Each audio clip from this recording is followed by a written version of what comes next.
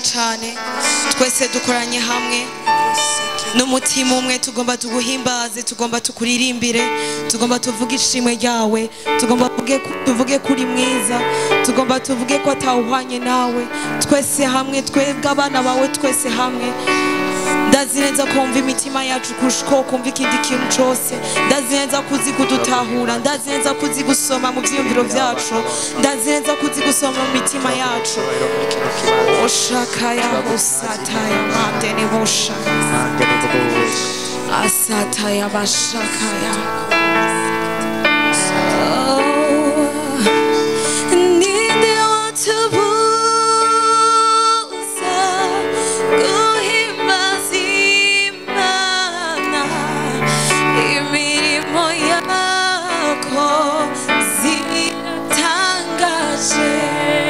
kuvuge twese ninde watumuza guhimbaza Imana imirimo yako ziratangaje kusemo ninde watumuza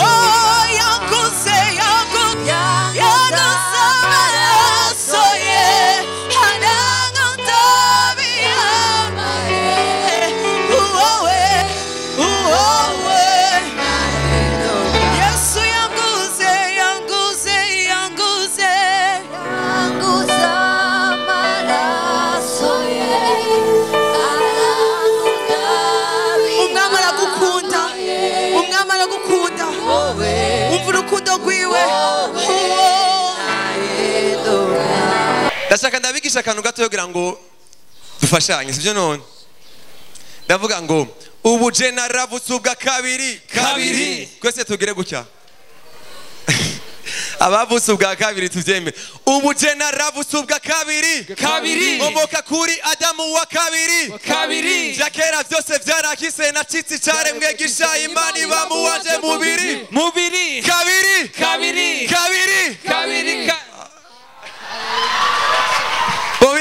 ko biraza ndashaka tuseme ubu je naravutse ubwa kabiri omoka kuri Adamu wa kabiri jakera vyose vyarakise na citsi ubati zera berekana ukuri ubwiwe bumote hano kwisigo garagare nk'isete gisomeka narenze no kuvuga erega n'ishusho y'Imana itaboneka umenga nidatarigo boya nijerega fise kamere k'Imana yitwa Alpha na Omega erega nagoye mw'icogero cyuhora k'imbere y'itanguriro naje kusinereka n'itandukaniro cy'ubuzima bw'isindwa Imana bw'agaciro nibaza ko namenye ko biri kwiye kumumenye ko ariko kumara nayo menye ko ari rugo ndataruvana ubujana busubwa kabiri umoka kuri Adamu wa kabiri dakera byose byarahise na tisi cyare magisha Imana bamuwaje mubiri say kabiri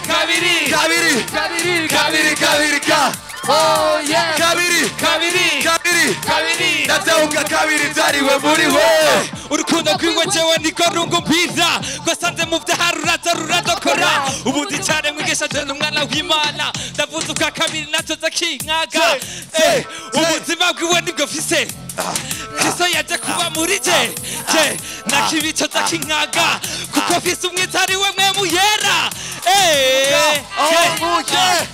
Tibuka aho wanguye kutabuni wanari merereye urubavu rw'ubundi wamekereye yanebe y'ubuntu narayegereye maze sika umuntu yahariwe atagira kahise ubuzima bwiwe nibwo mvise nasi papa ahera niho duhukira niho baryohera kama nibera nawe uburenganzira bwo guhinjira naciye ku muntu n'umwe ariko nizikira papa nanugasa nawe hariyo muri wowe nashyize naniwe ndemerewe muraniwe maze kwasika ubujana manetse ubujana busubwa kabiri umoka kuri Adamu wa kabiri yakera byose byarahise na titi cyane Imana bamuwaje mubiri say kabiri oh yeah kabiri navyavuga kabiri byariwe muri we Kose amewia Kose amewia Amashimeshe kumana yasu Un fou de Jésus. Moi je suis un fou de Jésus. Nakotombo lanzambe ti nati telema nzamba zelenge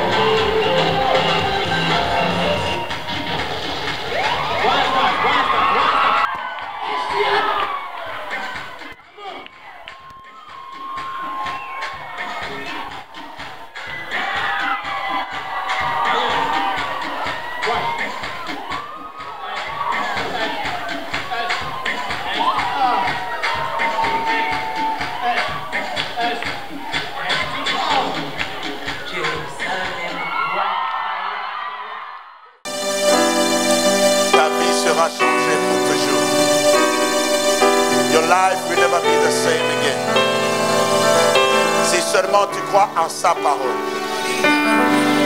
Ce que tu dois faire, c'est juste croire en sa parole. Sinon, le Seigneur Jésus est là pour toucher ta vie. Il est là pour changer ta vie. Il est là pour transformer ta vie. Il est là pour impacter ta vie. Il est là pour t'impacter. Le Seigneur est là pour toi cet après-midi. Si seulement tu crois en sa parole, ta vie ne sera plus jamais la même. Lève ta main si tu crois en sa parole. Lève ta main et lève-toi là où tu es. Si tu crois en sa parole, stand up wherever you are. Si tu crois en sa parole, et dis-lui, je suis là Seigneur, je crois en ta parole et je veux que cet après-midi, tu puisses impacter ma vie, tu puisses changer complètement ma vie, tu puisses impacter ma destinée. Oh, la guise au Bahaya. Il est là pour toi, il est là pour toi, il est là pour toi. Il est là pour toi, il est là pour toi. Il est là pour toi.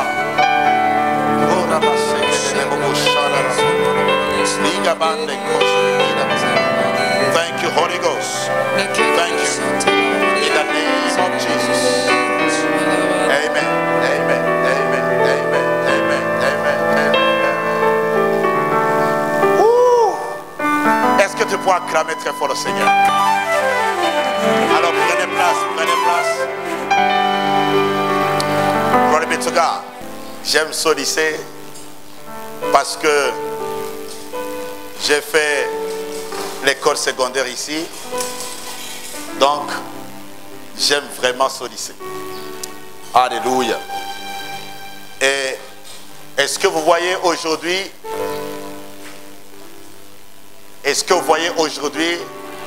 c'est la continuité. C'est la continuité. Tu peux venir ici. Viens ici. On le fait ensemble. C'est la continuité. Lorsqu'on a commencé il y a des années. Ça dit depuis 2005.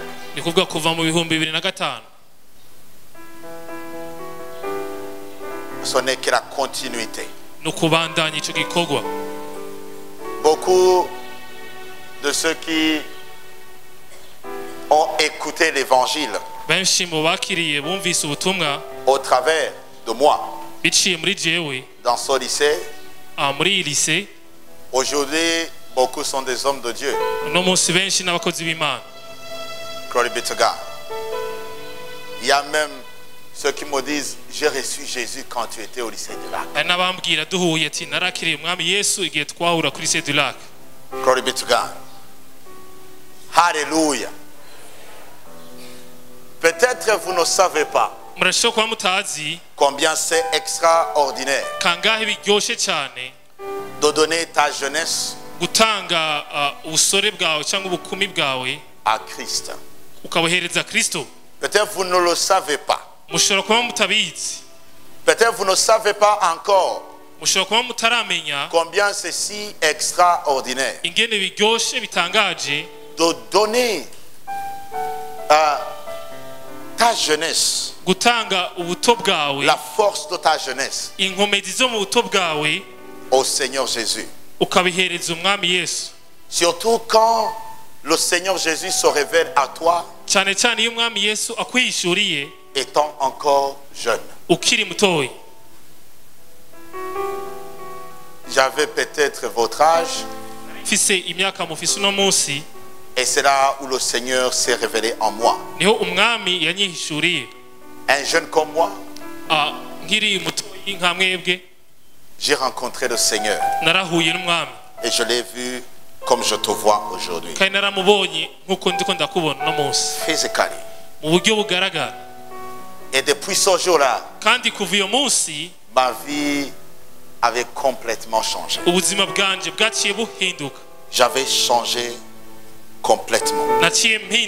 J'étais devenu un autre jeune. Un jeune rempli du Saint-Esprit qui parlait en langue étant encore petit. Et j'ai commencé à prêcher l'évangile dans ce lycée. ca ntangura kuvuga ubutumwa bwiza muri iyi lycée. Et j'ai gagné des âmes dans ce lycée. hama ca nzana abantu benshi kuri Kristo muri iyi lycée. Glory be to God. Imana ishimwe. Et aujourd'hui, uno munsi rero quand je vois artisans de la destinée ndiko ndabona artisan de la destinée continuer à faire la même chose, ikomeza gukora vya bindi gagner des âmes, izana abantu kuri Kristo, prier pour les jeunes, isengera et ugwaruka ils sont remplis du Saint-Esprit. bakuzura mpwemu yera. Pendant les récréations, ils prêchent l'évangile. muri récréation bakavuga ubutumwa bwiza. Oh voilà, je suis là, vous me voyez. Murambona hariya Là, j'étais encore petit. nari nkiri umwana cyane. Glory be to God. Je pense que là, j'étais peut-être en 10e année là-bas. hajya niga mu icumi. Je ne sais pas si vous me voyez. sinzi ko mumbona ngaha.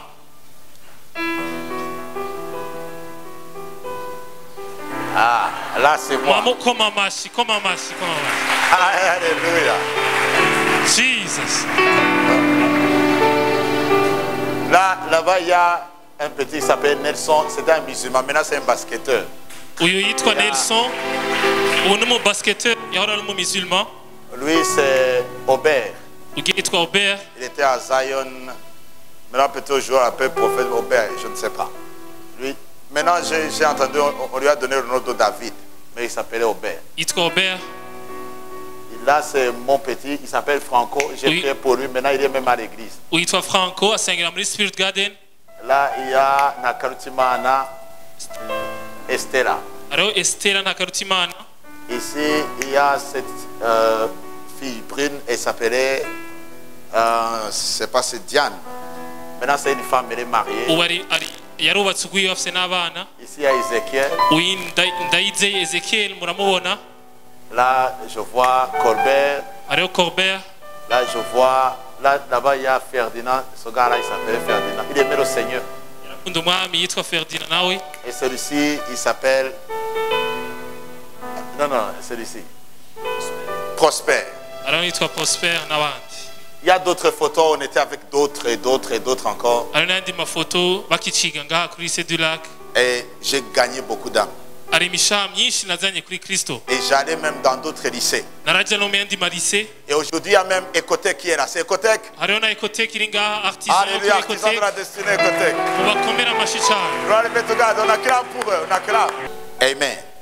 Alors aujourd'hui, uno munsi nous allons parler concernant destinée. turaza kuvuga ivyerekeye kazoza. Parce que kubera ko ça, c'est l'artisan de la destinée. ukuntu ni artisan de la destinée. Nous allons parler de la destinée turaza kuvuga kazoza au travers de l'évangile. biciye mu butumwa bwiza. Si aujourd'hui je suis ce que je suis, nimba uno munsi ndi ico ndi, c'est parce que il y a longtemps, nuko haciye igihe j'avais compris concernant ma destinée. nari natawe ivyerekeye kazoza kanje. Glory be to God. Parce que comme vous le savez, kuko nkuko mubizi tu n'es pas un hasard sur cette terre. nturi gihamana muri ino si.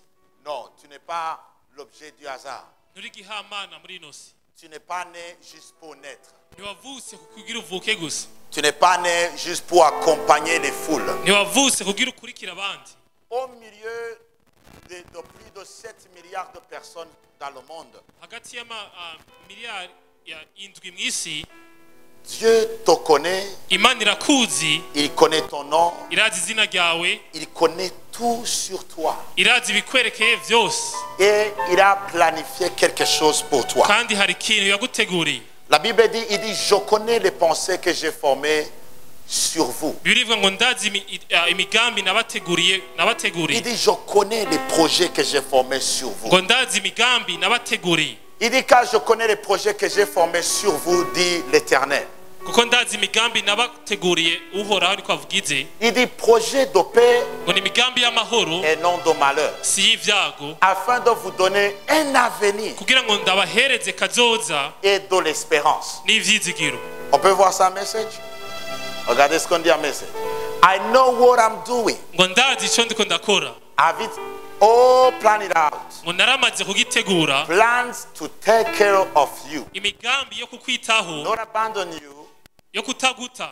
Plans to give you the future you hope for. imigambi yo kuguha kazoza wizigiye.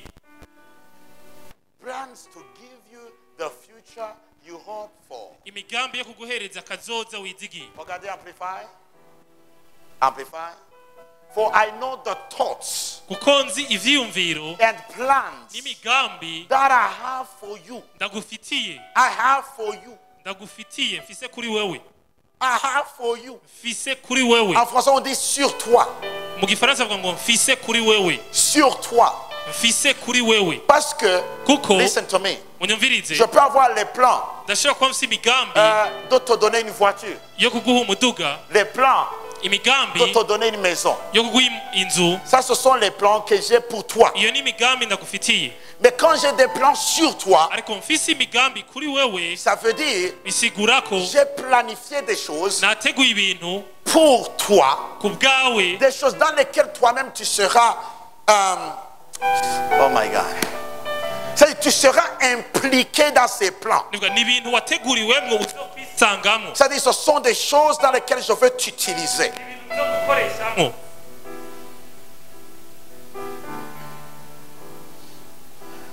Oh my God. Tu n'es pas un hasard. nturi gihamana. Dieu t'a créé with a plan. imana yakuremanye umugambi. Dieu avait planifié before the foundation of the world. imana yari yabiteguye imbere yuko isi iremwa. Avant de créer toute chose, imbere yuko irema ikindi kintu icyo ari cyo avant de cyose, penser à t'amener sur la terre, imbere ko yiyumvira kukuzana ku il avait isi, planifié something for you. hari ikintu yari yaguteguriye. Oh my God, I don't know if you understand.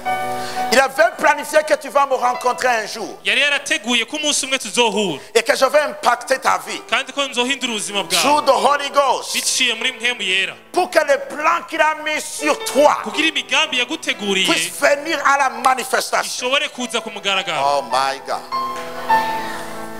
Tu n'es pas un hasard. ntabwo uri gihamana. There is a plan. hariho umugambi, Il y a un plan qui est designé sur toi. hariho imigambi yaguteguriweko. David l'a bien dit. dawidi yabivuze neza. Regardez, David a bien dit dans les psaumes, avant qu'on lise ça. Il dit, je suis, oh my God, une créature extraordinaire. ngo ndi icyaremwe cyiza cyane. Nous allons lire ça. Il dit, une créature si extraordinaire. ngo icyaremwe ngo cyiza cyane. Parce que David avait comme, regardez, je te loue de ce que je suis une créature si merveilleuse. ngo ndagushima cyane kuko ndi icyaremwe cyiza cyane. Non, non, s'il te plaît, tu vas confesser après moi. Dis, je te loue au Seigneur reka uvuge ati ndagushima mwami de ce que je suis une créature si merveilleuse. kuko ndi icyaremwe cyiza cyane. Non, je vais montrer ça en King James. Regardez King James. turaye muri king james. I will praise thee, ngo nzoguhimbaza for I'm fearfully and wonderfully made. kuko naremwe mu buryo butangaje buteye ubwoba. Regardez, quand il dit fearfully, avuze uburyo buteye ubwoba, ce n'est pas que Dieu avait peur en te faisant ou que tu fais peur. Non, si uko uteye ubwoba cyangwa imana yari ise ubwoba mu kukurema. non. oya, C'est comme un architecte, ni nk'umuremyi w'ikintu, un artiste. ni nk'umubumbi w'ikintu, Quand il fait quelque chose, ariko arakora ikintu il le fait avec attention, agikora yitonze neza, fearfully. afite ubwoba yitonze kugira ntihagire icyo kiba. Oh, none ntagikora kutariko. I don't know if you understand. my god, Pour que ça soit bien fait, kugira kize kumera neza, pour que ça, oh, malakuze brakatiko rakato, pour que ça soit bien façonné. kugira acubake agitegure neza, Parce que chaque créature, kuko icyaremwe cyose, parce que chaque objet d'art kuko ikintu cyose kiremwe gikozwe manifeste kigaragaza la sagesse, ubwenge, l'intelligence ukumenya de celui qui l'a fait. bw'uwo yagikoze. I don't know if you understand. sinzi ko mubyumva. Chaque chose qui est créée ikintu cyose kiremwe manifeste kigaragaza l'habileté, ugushobora l'intelligence, n'ubwenge la sagesse de celui qui l'a fait. bw'uwo muntu agikoze. Oh my God. jesus. Donc cela veut dire, bisigura ko toi, wewe tu es l'objet. ah, Tu es l'objet de louange. nuga uri ikintu giteye ishimwe. L'objet. Oh my God. C'est quand on veut adorer Dieu. nuga bashaka guhimbaza Imana, quand les anges veulent adorer Dieu, abamarayika bashaka guhimbaza quand les Imana, vieillards veulent adorer Dieu, ibinyabugingo bishaka guhimbaza Imana, ils te regardent n'abakuru babanza kukuraba wewe, et ils disent à Dieu, bakabwira Imana you are God forever. ati uri Imana ibihe byose, Toi qui as fait cette ati personne wewe waremye uyu muntu si extraordinaire, tangaje gutya, fearfully made. nibwo waremye mu buryo buteye ubwoba. Et Dieu, oh my God, il t'a fait avec attention. Imana yagukoze yakuremye ikwitondeye, Avec attention. yarakwitondeye. Zagadaga bogozaya. Jesus, Ligebobo bojada. Avec attention. yarakwitondeye, Fearfully and wonderfully made. waremwe mu buryo buteye ubwoba kandi butangaje. Quand on dit wonderfully, ça veut dire il y a deux mots. Il y a full and wonder. Ça veut dire you are full of wonders. nibwo wuzuye ibitangaza Wonderfully made d'une façon si extraordinaire. mu buryo buteye ubwoba butangaje. Oh my God, you are a wonder. Uri igitangaza. Glory be to God. It is marvelous are thy works, and that my soul knoweth right word. Okay, hallelujah, hallelujah. Praise Il dit God. merveilleux sont tes œuvres. ngo ibikorwa vyawe ni vyiza cyane. Regardez, on continue. On va le mettre en français. On continue. Oh, il dit mon corps n'était point caché devant toi. ngo umubiri wanje ntiwari unyegejwe imbere yawe. Il dit lorsque j'ai été fait dans un lieu secret, ngo igihe nabumbwa nakogwa ahantu hihishije, tissé dans les profondeurs de la terre. igihe nabumbwa indani mu isi, Ok, 16. Regardez, quand je n'étais qu'une masse informe, igihe ntari mfise iforoma, il dit tes yeux me voyaient. ngo amaso yawe yarambona, Et sur ton livre étaient tous inscrits. ngo no ku gitabo cyawe hari handitseko. C'est-à-dire Dieu avait un livre. ngo Imana yari isi igitabo. C'est-à-dire tu n'es pas un sujet de hasard. ni uvuga nturi igihamana, Non. oya. Oh, rahazo behele mene mamama momomo zabake boya. C'est-à-dire Dieu, Imana avant que tu naisses, imbere y'uko uvuka il a terminé les premiers. yarahejeje ivya Et mbere, il est arrivé sur la page sur laquelle toi tu étais. hama ikishika ku rupapuro we wanditseko, Là où était inscrit. ahari handitse. Regardez, oh my God. On continue, on continue. Ah, Rakazubre est inscrit quoi? 16, inscrit quoi? Regardez, regardez, regardez. Sur le livre, tout était tous inscrits. Il dit les jours qui m'étaient destinés. ngo muri ico gitabo hari handitseko iminsi yose nagenewe, Il dit avant qu'aucun d'eux n'exista. imbere y'uko hari n'umwe muri iyo minsi ibaho. C'est-à-dire il y avait les jours, nibwo hariho iminsi, il y avait ton nom, hariho izina ryawe, il y avait ton visage. ishusho yawe, Et regarde-toi, hama tu wirabe, ne ressembles à personne sur cette terre. nta muntu n'umwe musa kuri ino si. My God. 17. 17. Que tes pensées, oh Dieu, me semblent impénétrables. Mbega Que le nombre en est grand. ngo mbega ivyiyumviro vyawe ukuntu ari biteye ubwoba kandi ni vyinshi cyane. Tu étais dans un livre. nibwo wari wanditse mu gitabo. Toi, tu n'es pas un hasard. ntabwo uri igihamana, Tu n'es pas l'objet du hasard. ntabwo uri igihamana, Tu n'es pas l'objet de Bing Bang. Tu n'es pas le résultat de Bing Bang. ntabwo waje gutyo nyene kubera hari ikintu cyabaye, ntiwapfuye kubaho uko nyene, Et tu es venu à l'existence. ntabwo hari accident yabaye y'ibintu byakoranye ko hamucira abantu.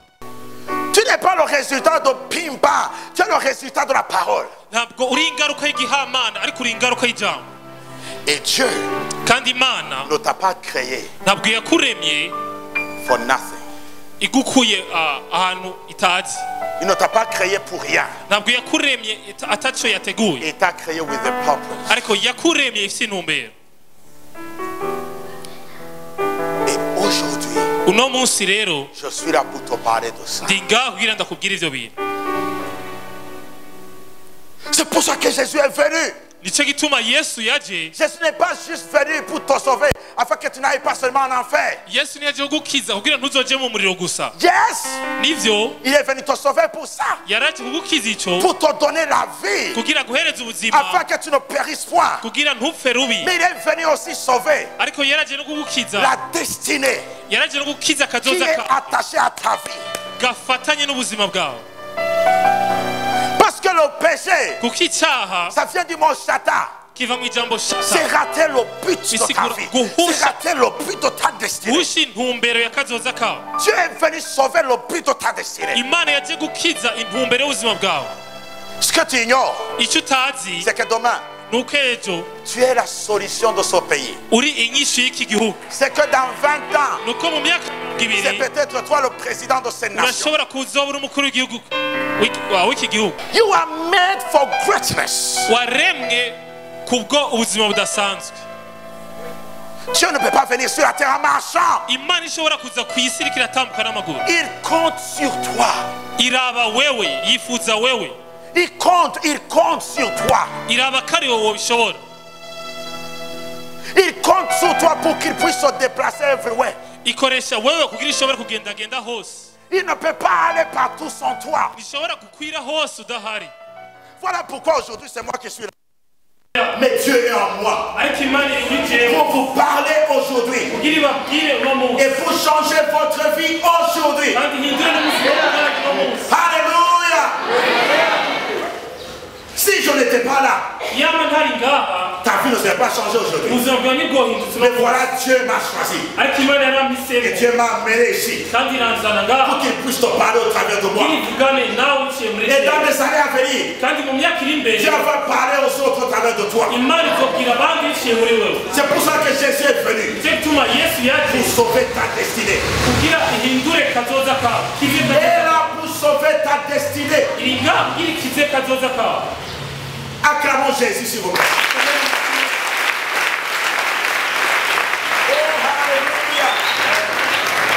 Alléluia. Tu n'es pas un hasard. Ntabwo uri igihamba. Quand tu reçois Jésus, Wakiriye Yesu, ce que tu reçois, icyo wakiriye ce n'est pas la religion. ntabwo ari idini. Non, Oya, it's life. ni ubuzima. C'est la vie. Ni ubuzima. La vie qui te distingue Ubuzima bugutandukanya et n'abantu. qui te distinguera Kandi buzogutandukanya dans cette génération. muri runo rungano. C'est cette vie-là N'ubwo buzima qui va faire de toi buzokugira un bon président dans l'avenir. umuperezida mwiza muri Qui kazoza. fera de toi un bon ministre, Buzokugira umushikiranganji un mwiza. bon docteur, Cyangwa umudokiteri un mwiza. bon businessman. Cyangwa umubusinessman mwiza. Alléluia. Et je prophétise sur vous. Kandi ndabavugishwa ko Vous êtes des milliardaires. In the name of Jesus. izina rya Yesu. Listen, Umviriza. c'est pour cela. Nicyo gituma Comme Dieu t'a créé fille à folie, nk'uko Imana yakuremye mu buryo buteye ubwoba, tu dois vivre fille à folie. utegereza kubaho se mu buryo bw'ubwoba. Pas avec la peur. Si kugira ubwoba, Non, oya, tu transportes des trésors. ariko ufise ubutunzi. Toi-même, tu es un trésor. Wowe nyine uri ubutunzi. Un trésor pour cette nation. Ubutunzi bwo muri kino gihugu. Un trésor pour les nations. Ubutunzi bw'amahanga. C'est pour ça que tu dois, oh my God, tu dois, tu ne peux pas manger n'importe quoi, tu ne peux pas aller n'importe où. Ouais, parce que tu es le trésor. Nicyo gituma ntugira ibyo byose mu byo ariho hose kubera ubutunzi. Tu ne dis pas de n'importe quoi, tu ne lis pas n'importe quel livre. Nusoma ibitabo ibyo aribyo byose, nukora ibyo aribyo byose. Tu lis des livres qui vont affecter ta destinée. Usoma ibitabo bizogutwara muri kazoza ushaka. Listen to me. Umviriza. Hallelujah. Glory be to God. Listen. Umviriza. Hallelujah. Ta destinée Kazoza kawe a été designée par Dieu. karamaze kuremwa n'Imana. Il y a dans le cœur de l'homme Hari mu mutima w'umuntu beaucoup de projets en proverbe. imigambi myinshi, Mais ce sont les plans de Dieu, les desseins de l'éternel imigambi y'uhoraho qui subsistent. niyo ishika. Parce que Dieu a des projets sur toi. Kuko Imana igufiseko imigambi, Et c'est ces dessins-là kandi niyo migambi qui vont subsister. izogaragara izoshika. Mais tu dois faire quelque chose. Ariko hari icyo ubwiriza gukora. Il y a des décisions que tu dois prendre. Hari ingingo utegereza gufata. Tu dois prendre les décisions Utegereza gufata ingingo de vivre pour Dieu. zo kubaho kubw'Imana. Oh my God. Parce que Dieu t'a établi Kuko Imana yagushizeho pour une raison. kubw'impamvu runaka. Tu es la solution pour ta famille. Uri inyishu y'umuryango wawe. Quand vous êtes à l'école, muri kwishuri tu étudies uriga avec du sérieux.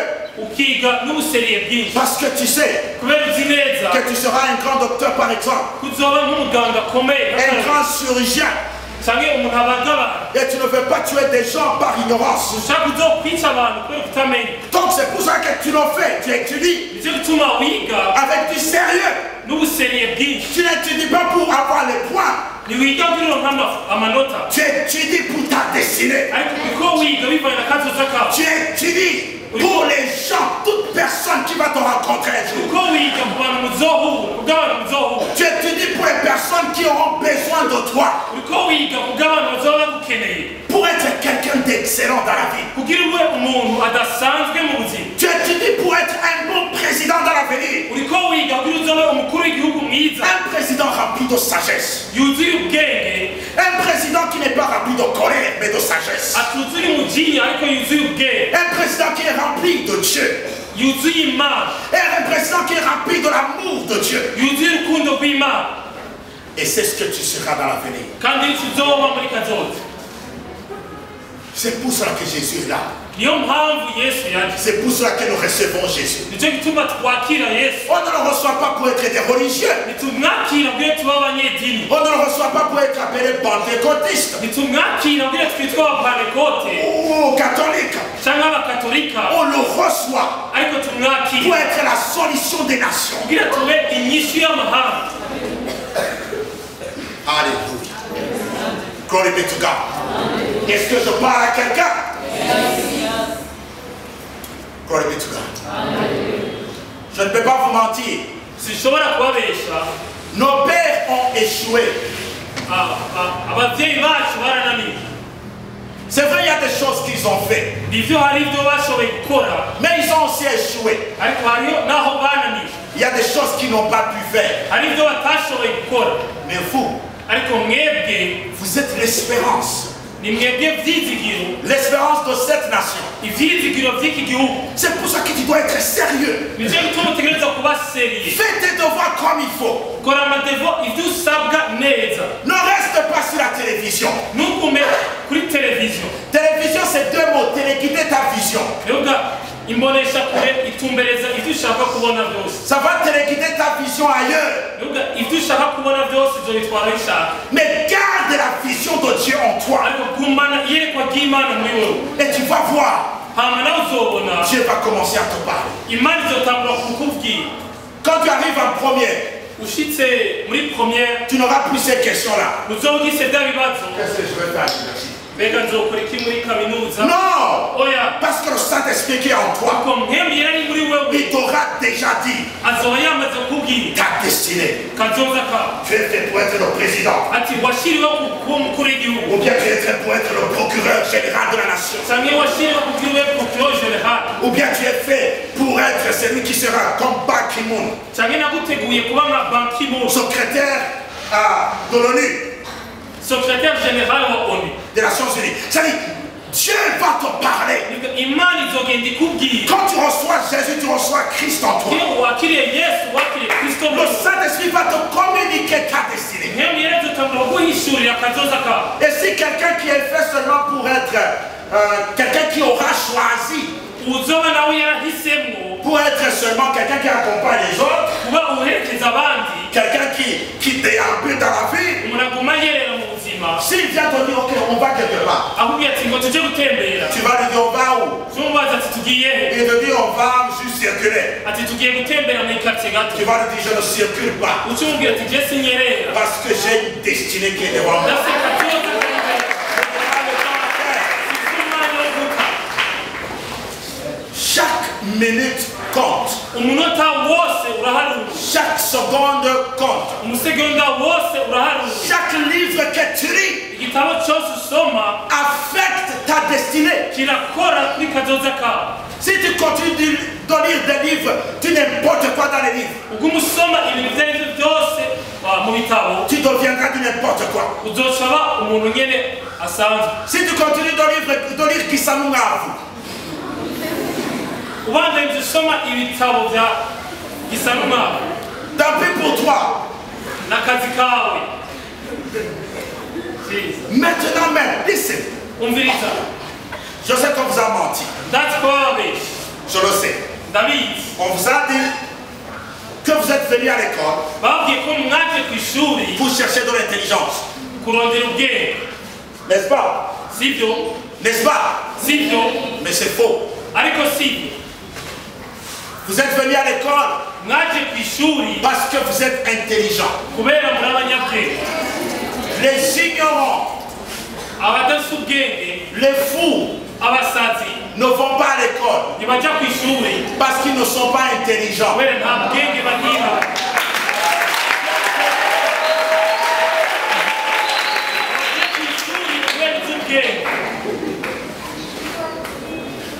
Il ne faut jamais accepter ntuze wigere wemera qu'on te dise ko bakubwira que tu n'es pas intelligent ati nta bwenge ugira alors que tu as reçu Christ. kandi warakiriye kristo Parce que Christ est devenu notre sagesse. kristo yadushikira ubwenge C'est ce que la Bible dit.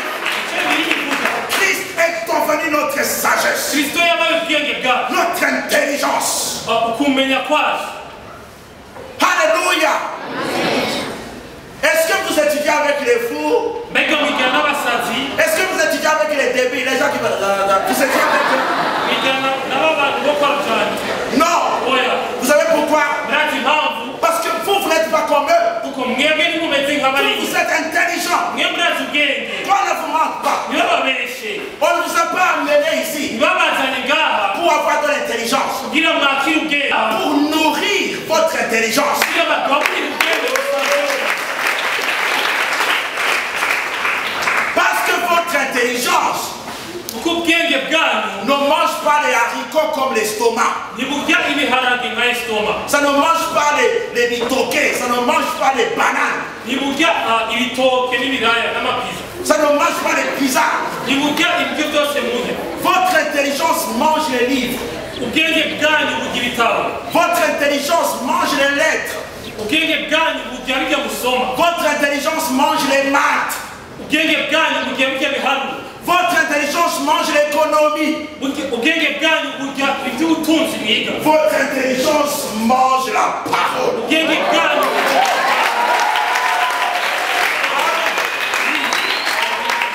Ça mange la parole. burya ijambo Listen to me. yumviriza neza Ce que tu seras demain icyo uzoba ejo est déterminé par ce que tu manges aujourd'hui. bivana n'icyo uri kurigaburira uno munsi C'est ce que tu mets là-dedans icyo ushyira mu mutwe wawe qui déterminera ce que tu seras demain. icyo kigaragaza icyo uzoba ejo On ne va pas t'engager comme docteur ntibazoguha akazi k'ubudogiteri alors que tu as appris à faire la menuiserie. wize kubaza Non. oya Et on ne t'engagera jamais comme menuisier kandi ntibazokora akazi ko kubaza si tu as appris à être docteur en médecine. wize ibyerekeye muganga Non. C'est ce que tu apprends, ce que tu mets là-dedans ni ibyo ushyira mu bwenge bwawe qui détermine ce que tu seras. byerekana icyo uzoba ejo Les livres que tu décides de lire. ibitabo uhitamo gusoma Hey. Hein. Les amis, abagenzi mugendana tu deviens une personne qui sélectionne. ucuba umuntu ahitamo abagenzi mugendana Si tu vois que c'est quelqu'un qui ne voit pas loin, ubona ko umugenzi wawe atari umuntu abona kure tu lui dis au revoir. cy'umusezera no kuri whatsapp umubloke Eh oui, je n'ai pas le temps à perdre avec toi. ati sifise umwanya wo gutakaza nawe I love you. ndagukunda nibyo C'est vrai. nibyo Mais ma destinée ariko kazoza kanje est plus importante que toi. karakomeye cyane kuruta Il y a des gens que je vais aider dans la destinée. hari abantu ntegerezwa gufasha muri kazoza Si je blague maintenant, noba ndiko ndafyina uno munsi je ne vais pas bien les servir. ejo sinzobafasha neza L'apôtre Paul a dit, intumwa pawulo yavuze ne vous y trompez pas. ngo nimwihende Ce que l'homme aura semé, icyo umuntu azobiba c'est ce qu'il moissonnera. nicyo azokwimbura Ce que tu sèmes en toi, icyo ubiba muri wowe c'est ce que tu vas moissonner. icyo uzokwimbura ejo Listen, umviriza s'il faut quitter certaines églises, nimba ukwiye kuva mu mashengero amwe amwe il faut les quitter. uyasezere Si tu es dans une église niba uri mu où ishengero on continue de t'inculquer la mentalité de l'esclavage, aho baguhereza ibyiyumviro by'ubuja on te dit tu es l'esclave du diable, on te dit tu dois avoir peur du diable, on te dit tu dois avoir peur de ça, on te dit tu dois avoir peur de la destinée, tu leur dis au revoir. aho bakubwira ngo uri umunyabyaha ku kazoza kawe si keza bakubwira ibintu by'amadayimoni tubasezera On te dit les démons sont à tes trousses. bakubwira amadayimoni gaguma gukurikira On te dit tu ne peux rien devenir. bakubwira ko atacyo uzovamwo On doit te délivrer pour devenir quelque chose. ati reka tubanze tukubohore kuri uzobe umuntu Tu vas les regarder droit dans les yeux. uzoca ubaraba neza mu maso Et tu vas leur dire Jésus n'est pas mort en vain. amubabwire neza ati yesu ntiyapfiriwe Et Jésus a dit kandi yesu yavuze prenez courage ngo mushyire amanga car j'ai vaincu le monde. kuko nanesheje isi Donc je n'ai plus peur du monde. ati singitiye isi Il n'y a plus la peur du diable en moi. nta bwoba bwa satani bufise Parce que le diable a été vaincu. kuko satani yaraneshejwe Il a été vaincu. yaraneshejwe Il n'est plus le chef de ta famille. Il n'est plus le chef de ta destinée. siba kiganza umuryango wawe cyangwa kazoza kawe Aujourd'hui, c'est à toi de décider. uno munsi ni wowe ufata ingingo Décide.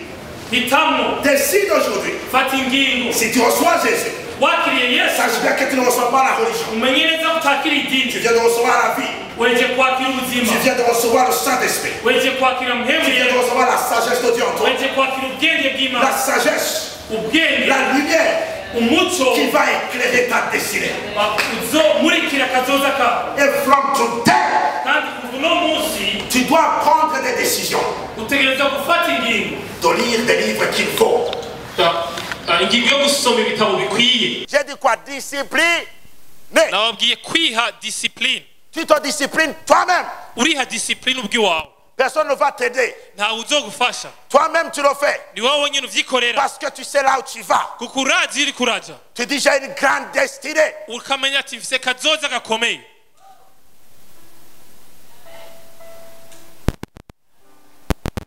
Vous savez, urazi j'avais décidé. umunsi umwe narafashe ingingo Demandez ici mubaze ngaho et demandez là partout où j'ai été. mubaze aho naciye hose J'avais décidé nari nafashe ingingo de ne pas être dans des relations banales. kutaja mu bintu vy'amarelation adafashe Oh, on est fiancés, on est chéri, chéri. Yo, turakundana ke n'umwana wanje On est en 7e année, mwiga mu w'indwi vrema 8e, mu w'umunani 10e, mu y'icumi 3e. mu y'icumi na rimwe On est fiancés. ngo muri abafiyanse ivyo mubikura On est chéri. ngo turabasheri Ça c'est quoi? ivyo mubikura hehe S'il vient te dire ça, aje kukubwira ivyo bintu va lui dire, genda umubwire si tu es une fille, regarde ce garçon droit dans les yeux uri umukobwa uca umuraba mu maso w'umuhungu et dis-lui, hama umubwire j'ai une grande destinée. ati mfise kazoza gakomeye C'est moi la première dame président ati première dame w'ikino de gihugu cette nation. wa kino gihugu Et tu vas lui dire, hama umubwire si tu veux être le mari du président, ushaka kuba ushaka kuba la présidente, ushaka kuba umugabo w'umukuru w'igihugu regarde-lui dans les yeux umuraye mu maso et tu vas lui dire, uca umubwira sois excellent à l'école. ati ba umuntu aciye ubwenge mu ishuri Et nous allons nous rencontrer tuba duhurira hari imbere le jour des élections. umunsi w'amatora duhiganwe Ah oui. jesus Tu lui dis, si je trouve uca umubwira ati ninasanga que tu as été sage, ko wagize ubwenge sérieux wabaye seriye dans la vie, mu buzima alors tu seras mon mari. uzoshira umugabo wanje rero ndavyemeye Tu dois te donner du temps. utegereza kwiha umwanya Personne ne doit te voler du temps. ntawe utegereza kukwiba umwanya wawe Personne ne doit te prendre à la hâte. ntawe utegereza kugufata ku nguvu Tu n'es pas une chèvre. ntabwo uri impene You have a destiny. urafise Tu kazoza dois réfléchir. utegereza kwiyumvira Tu es ma fiancée, tu es ma chérie. ngura umushiri wanje Quand je te regarde, ndakuravye mon cœur perd tous ces documents. jesus my god umutima wanje utakaza rezo Et ça, c'est quoi? ati none ivyo bintu nibiki vrema bihwaniye hehe n'akazoza kanje my god mwihane Au lieu de lire les maths, aho kwiga ibiharuro tu commences à voir le nom de la personne. ukabitangura kubona mwikaye rya zina rya wa muntu jesus Tu dis, Karel. tableau, on a écrit au carré. Toi, tu lis carrel. kuri taburo banditse x au carré we nawe uri kubona kahene. My God, repent. On te voit marcher dans la rue, tu marches comme ça. Bakabona uri kuratembera mwibarabara bazi uri kuramedita kuri mpemu yera. Carré. Nawe uriko yumvira kahene. À la maison, tu manges plus. Muhira ntugifungura. Carrel. Uriko yumvira kahene. My God. Tu sais ce que c'est? Urazi ivyo ari vyo? Ça, c'est un danger pour ta destinée. Ivyo bintu biriko bigwanya akazoza kawe. C'est ce que je faisais. Nivyo nahora nkora. Quand je voyais une personne, Mbonye umuntu même une belle fille, n'umukobwa je mwiza. ne pensais pas que j'étais aveugle. Nimwibaze ko ntari mfise amaso Je voyais. nanje narabona. Et je voyais à 100%. Ke narabona asha ntambaye amarori. Jesus.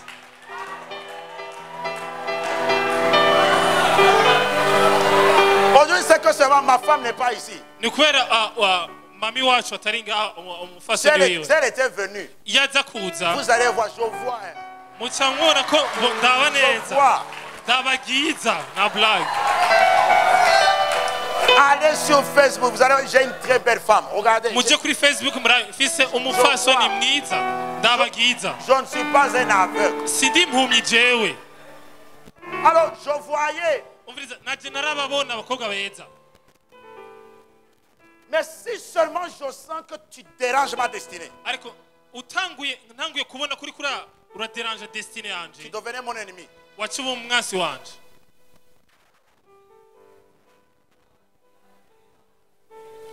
Non. Plus de bonjour, plus de bonjour.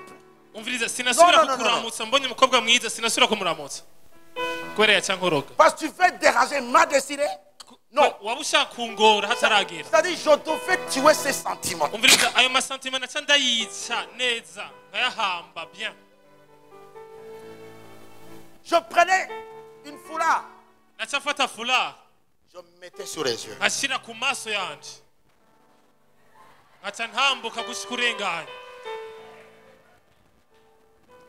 Parce que je connaissais ma destinée. Kuko narinzi iyo ndiko ndaja. J'étais fait pour être un apôtre. Nari nahamagaye kuba intumwa. Quelqu'un qui va relever cette génération. Umuntu azohagurutsa ururungano. Je ne devais pas perdre du temps Sinategerezwa gutakaza dans umwanya des sentiments inutiles. mu masantima atabaho.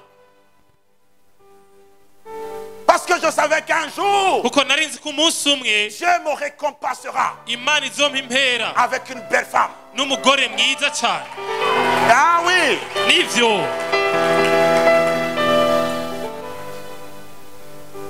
chaque chose qui cherche à tuer ta destinée, Ikintu cyose kirondera kwica akazoza kawe tue-le. banza ucice wowe ucitange ucice. Si c'est une relation, tue ça. Nimba ari horasi urimo yice. Si ce sont des amitiés inutiles, tue ça. Nimba ari abagenzi ataco bakumariye bice. Bakure ku mutwe. Tu dis maintenant, Ati ubu nyene c'est le temps de lire des livres. ni umwanya wo gusoma ibitabo. C'est le temps de s'aimer dans ma destinée. Ni umwanya wo kubiba muri kazoza kandi. Parce que l'apôtre Paul a dit, je moissonnerai ce que j'aurais semé, préparé à la moisson. Ntegerezwa kwitegura rero kwimbura. Mais je ne peux pas me préparer à la moisson si je n'ai pas semé. Sishobora kwitegurira umwimbu ntabivye. Et personne ne peut moissonner les haricots si on a semé les maïs. Nta n'umwe ashobora kwimbura ibijumbu yabivye ibigori. Tu sèmes le vent, Ubiba umuyaga tu moissonnes la tempête. ukimbura igihuhusi. Je me souviens, Ndibuka je pouvais voir un bon film à la télé. narashobora kubona filime nziza muri Et televiziyo directement j'entendais en moi nkaca numva ubwo nyene muri jewe une voix qui me disait, ijwi rimbwira un jour tu auras le temps umunsi umwe uzoronka umwanya de regarder tous les films que tu veux. kuraba amafilime yose ushaka, Pour l'instant, ariko ubu c'est pour autre chose. utegereza gukora ibindi. Je disais, après avoir regardé ce film, Navuga ati mpejeje kuraba iyo filime, qu'est-ce que tu vas gagner? yaca ambwira ati uhejeje kuraba iyo filime uzakunguka iki? Alors je teignais ça. Naca ndayizimya Et j'allais lire la Bible. nkaca nja gusoma bibiliya, J'allais faire autre chose, les maths. J'allais étudier. nkaja kwiga ibindi, Je lisais la parole. nkiga ijambo, Je priais. nkasenga, Je tuais nkica tout ce qui m'attirait. ibintu byose vyankwega kuri ivyo, Parce que j'avais une autre destinée. kubera hari kazoza nariko ndabona. Regardez aujourd'hui. raba uno munsi Vous êtes là pour m'écouter. muri ngaho kugira ngo munyumvirize. Vous savez pourquoi? Murazi impamvu? Parce que j'ai tué Kuko hari ibintu nishe mes désirs narishe ivyifuzo vyanje pour favoriser kugira shira imbere ma destinée. kazoza kanje. Et les nations m'écoutent. Amahanga rero yaranyumviriza Et ils m'écouteront. kandi azokwama anyumviriza. Tu n'as pas le temps à perdre. Nta mwanya ufise wo gutakaza. La vie Ubuzima est constituée par des échelons. bufise intambwe. Il y a le jour où tu es né, Hari umunsi wavutse tu étais bébé, wari ruyoya, tu n'allais pas à l'école. ntiwaja ku ishuri, C'était le temps de manger et boire. wari umwanya wo kurya no kunywa no On te kuryama. nourrissait, tu mangeais, on te portait, c'est tout. Barakugaburira bakakuryamika bakaguterura. Un jour, on t'amène à l'école. Umunsi umwe baragutwaye ku ishuri Toujours tu manges, mais tu étudies. ukabandanya bakugaburira ariko wiga. Mais il y a quelqu'un d'autre qui est là Ariko hari undi muntu ahari pour se charger de toi. kugira akurabe agucunge. Ça, c'est la deuxième chose. Ico ni ca kabiri. Ils sont là pour toi. Bahari kubw'iwawe, Ils payent l'école pour toi. barakurihira amashuri, Ils font tout pour toi. baragukorera vyose. Et toi, quand tu vas à l'école, Nawe ugiye ku ishuri tu déambules. ucuga umuyerera, Tu ne sais pas ntuzi que tu es en train de sacrifier ko hari ibintu uriko uronona le jour ku munsi où tu ne seras plus à la maison. utazoba ukiba ngaho hantu, Ou le jour où tu ne seras plus sous la responsabilité de quelqu'un d'autre. umunsi atawuzoba kujejwe, Le jour où tu devras être responsable umunsi uzotegerezwa kuba responsable, des autres à ton tour.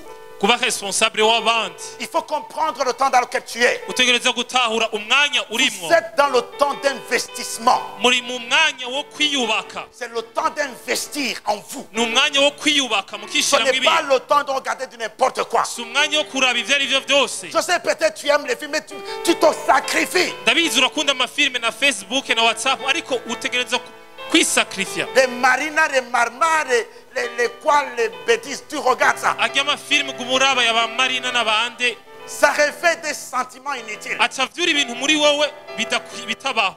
Non, va lire des livres Genda usome ibitabo qui bikwigisha, vont réveiller l'amour de la chimie, de chimie en toi. Qui vont bizovyura réveiller l'amour du droit. bizovyura urukundo rw'ubushakashatsi n'ibindi vyinshi. Qui vont réveiller, oh my God, les habiletés d'un scientifique. Bizovyura uno munsi hari ibindi uriko urakora. Et tu sais pourquoi tu as un groom à la maison? Urazi igituma umuboyi muhira? C'est parce que ce groom a joué avec sa destinée. Ni kubera uwo muboyi yarakinishije kazoza kiwe. Si seulement il me rencontre, Yohura nanje gusa sa vie va changer. ubuzima bwiwe bwohinduka. Si il connaissait ce que vous connaissez, Iyo abazi ivyo muzi uno munsi, il ne serait pas groom. yoba ari umuboyi.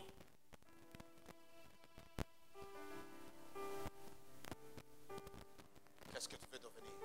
Ni igiki wifuza kuba? Et ça commence dès maintenant. Kandi bihera uno munsi. Il y a des valeurs Hariho amavaleur que tu dois commencer à implanter en toi. utegereza gutangura kwiha no kwishiramo.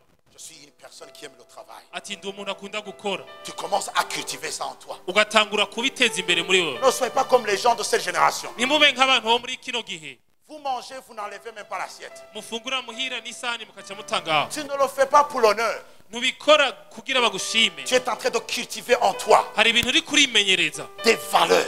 hariho amavaleur uri kurimenyereza, Il y a des valeurs que vous devez apprendre. hari ibintu mutegereza kwiga. Nous, on ne nous a pas appris ça. Twebwe navyo batwigishije, C'est la parole seulement qui nous a délivrés, qui nous a aidés. ni ijambo ryatubohe ryadufashije. Mais vous avez la chance de nous avoir. Ariko mwe murafise amahirwe yo kuba On ne mudufise. nous a jamais dit ce que je vous dis aujourd'hui. Ntibigeze batubwira ivyo turiko turababwira uno munsi. On nous a dit qu'on était là pour attendre que Jésus revienne pour qu'on aille au ciel. Mu mashengero batubwiye ngo twicare turindire ko Yesu agaruka gusa. Mais pendant que nous attendons qu'il revienne pour qu'on aille au ciel, Ariko mu kurindira ko agaruka tuje mu ijuru, lui, il attend qu'on impacte le monde. we arindiriye ko tuzana impinduka mw'isi. Lui, il attend qu'on sauve nos familles. We arindiriye ko dukiza imiryango yacu. Lui, il attend que tu deviennes la solution de son monde. We arindiriye ko uba inyishu y'iyi si.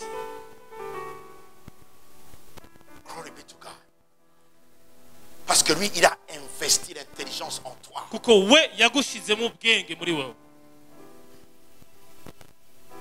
Il a investi le droit de choisir en toi. Yarashizemo uguhitamwo muri wewe. Ce qu'il n'a pas donné aux animaux. ivyo atahaye ibikoko. Les animaux ne choisissent pas. Ibikoko ntabwo bihitamo. Toi, tu n'es pas comme eux. We ntumeze nk'igikoko.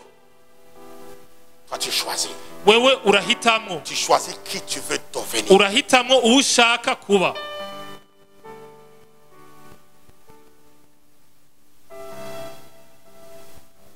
À l'époque, Kera je pouvais voir des amis à l'école. narashobora kubona abagenzi ku ishuri Et je pouvais prédire hama nkaca nibwira leur destinée. kazoza kabo. Je pouvais voir que certains d'entre eux seront des putes. Narabona ko bamwe muri bo bazoba abapiti, D'autres seront des gens qui sont dans la rue. abandi abantu bayerera mw'ibarabara. Pourquoi? Kubera iki? Parce que je pouvais voir ce qu'ils étaient en train de s'aimer. Kuko narabona ivyo bariko barabiba mu buzima bwabo. Apprenez à s'aimer l'honnêteté. Mwige kubiba Kuimvuga kuri. mwige kubiba kuba imvuga kuri. Apprenez à être honnête. Mwige kuvuga ukuri. Commencez dès maintenant. Mubitangure uno munsi. Soyez honnête. Mube abantu bavuga ukuri. Beaucoup se Benshi sont retrouvés dans des endroits qu'il ne fallait pas. bisanze mu bibanza bitari vyiza Parce qu'ils ont eu peur d'être honnêtes. kubera bagize ubwoba bwo kuvuga ukuri. Une amie vient te dire, Umugenzi akaza kukubwira je veux qu'on aille en boîte parce que tu es mon ami. ndifuza kumperekeza muri boîte kubera ni umugenzi wanje. Et pas peur d'être honnête. Kubera watinye kuvuga ukuri, Tu sais qu'en toi, tu ne le veux pas. wari ubizi ko muri wo utavyushaka. Mais tu as dit OK. Ati sawa reka Non, tudamuherekeze. apprenez à dire non. Nimwige kuvuga oya. Ce n'est pas conforme à ma destinée. Nibihwanye niyo ndiko ndaje. OK, soyons intelligents. Tugire ubwenge. Imagine Ibaze être dans une petite chambrette. kuba mu kumba gatoyi C'est comme un salon. ni nka salon On a mis des lumières. bashizeho umuco Jaune, noir, rouge, vert et X. Et vous êtes là. mukaba muri ngaho Vous avez abandonné vos lits.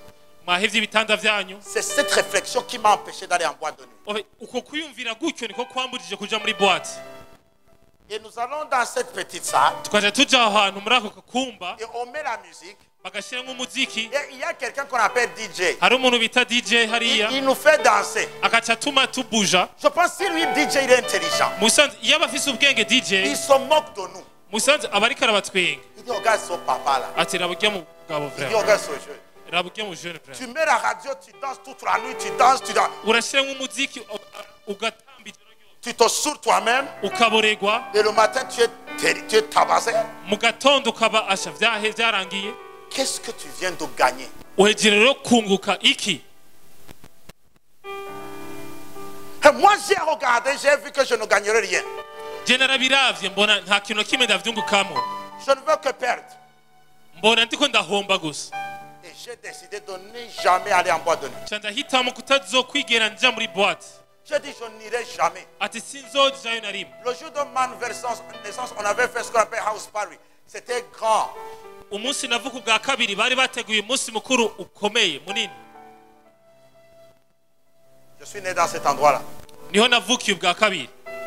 J'ai vu que ce n'était pas conforme à ma destinée. Narabonye ko bidahwanye niyo ndiko ndaje. Tu décides. Urafata ingingo. C'est comme quand tu décides de recevoir Seigneur Jésus. Ni nkuko uhitamo kwakira umwami Yesu. Parce que tu veux assurer ta destinée. Kubera ushaka gukingira kazoza kawe. Glory be to God. Tu prends des décisions. Ugafata ingingo. Tu deviens honnête. Ukaba umuntu avuga ukuri. Tu dis à ton ami, non, Ukabwira umugenzi wawe ati oya je ne viens pas. sinza. Oh, tu ne seras plus mon ami. Nuzoba umugenzi wanje kandi. D'accord. Ati sawa. Pourvu que je sois l'ami de Dieu. Kazima ndi umugenzi w'Imana. Et l'ami de ma destinée. Kandi n'umugenzi wa kazoza kanje.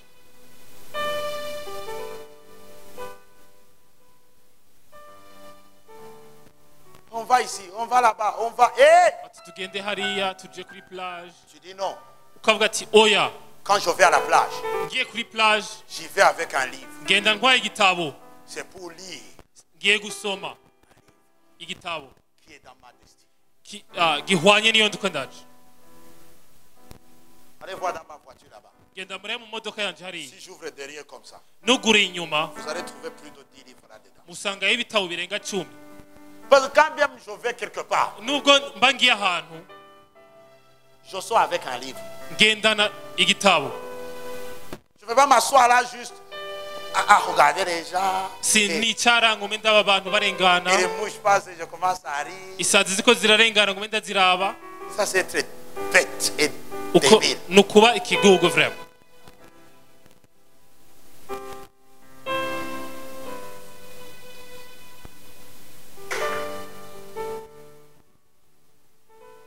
Dès aujourd'hui, Kuva uno munsi décide fata ingingo de ne plus perdre ton temps. yo kutazosubira gutakaza umwanya wawe. Psaume 1. Zaburi rimwe Heureux l'homme ngo hahiriwe umuntu qui ne perd pas son temps adatakaza umwanya wiwe en compagnie des moqueurs. agendana n'abacokoranyi. Tu sais, ils n'ont rien à faire. Nivuga ntacyo bafite bakora Juste se moquer des autres. kuvuga abandi gusa kubatwenga. Si je ne fais. Heureux l'homme qui ne marche pas selon le conseil des méchants, qui ne s'arrête pas sur la voie des pécheurs et qui ne s'assied pas en compagnie des moqueurs. Tu refuses. Uravya kugendana Tu n'abacokoranyi. dis j'ai une destinée à protéger. Uti ndase kazoza ntegereza gukingira. Maintenant, je vous donne le dernier verset. Uburenda abahereza umurongo wa nyuma. Un jour, Umunsi umwe Jésus racontant cette histoire, Yesu yavuze iyi nkuru il dit le royaume c'est comme un homme qui a trouvé un champ. ngo ubwami bw'Imana bumeze nk'umugabo yaronse umurima. Un champ dans lequel il y avait des trésors, Uwo murima warimwo ubutunzi bwinshi, de l'or, inzahabu, du diamant, amabuye y'agaciro, pétrole, peteroli, des choses de valeur. ibintu by'agaciro gusa. Il est parti chez lui. Amarataha Il a vendu tout ce qu'il avait. acagenda agurisha ivyo yari atunze byose. Regardez, le royaume des cieux est encore semblable à un trésor caché dans un champ. Ubwami bw'Imana bumeze ubwami bw'amajuru bumeze nk'umurima warimwo itunga ryinshi. L'homme qui l'a trouvé le cache. Ngo umuntu yayitoye acarayinyegeza. Et dans sa joie, Mu munezero wiwe il va vendre tout ce qu'il a ngo aja kugurisha ivyo yari atunze byose, et achète son champ. acagura uwo murima. Ta destinée Kazoza kawe est remplie de trésors. kuzuye ubutunzi. Dieu a déposé là-dedans des trésors. Imana yashizemwo ubutunzi. Quand tu la trouves, Iyo ubutoye tu la caches uca ubunyegeza, et tu vas vendre tout ce que tu as. uca ugenda ugurisha ivyo utunze byose. Qu'est-ce que tu vends? Ugurisha iki? Tu vends tes plaisirs. Uragurisha ibihimbaro vyawe. Ça t'est permis, Uravyemerewe mais ce n'est pas profitable pour toi. ariko ntaco bikumarira. Tu les vends. Ubigurisha. Tu vends certains amis. Abagenzi bamwe bamwe ubagurisha. Pourquoi? Kubera iki? Parce que tu veux gagner ce champ Kubera ushaka kugura urya murima dans lequel se trouvent tous ces trésors. urimwo ubwo butunzi bwose. Tu vends tout ce que tu as. Uca ugurisha ivyo utunze byose. Tu abandonnes même certains amis. Uhebe n'abagenzi bamwe bamwe. Même la télé. Na televiziyo ihebe. Ushobora no guhitamo. Tu as le droit d'avoir ton téléphone. Urashobora uburenganzira bwo kugira smartphone yawe. Mais tu peux même décider Ariko urashobora no guhitamo de ne plus utiliser ton smartphone kutayikoresha avant que tu aies terminé l'école secondaire. imbere yo kurangiza amashuri yisumbuye. Tu décides. Urashobora gufata iyo ngingo. C'est toi qui décides. Ni wowe uhitamo. Tu n'es pas esclave. Ntabwo uri umuja. Tu décides. Urahitamo. Glory be to God. Alléluia. Qui veut recevoir Jésus Nindashaka kwakira Yesu pour sauver ta destinée? kugira akize kazoza kiwe. Lève-toi là où tu es. Reka uhaguruke aho nyene uri. Lève-toi, lève-toi.